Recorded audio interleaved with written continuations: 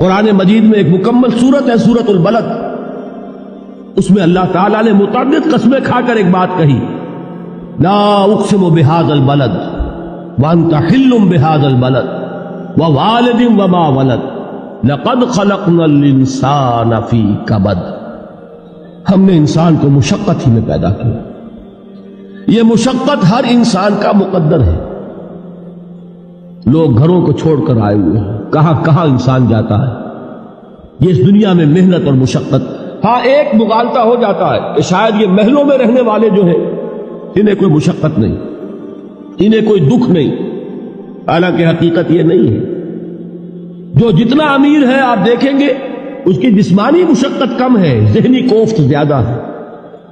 ٹرینکولائزرز کی انہیں ضرورت پڑتی ہے، انہیں سیڈیٹیوز چاہیے، خواب آور دوائیں مزدور کو نہیں کبھی ضرورت پڑے گی۔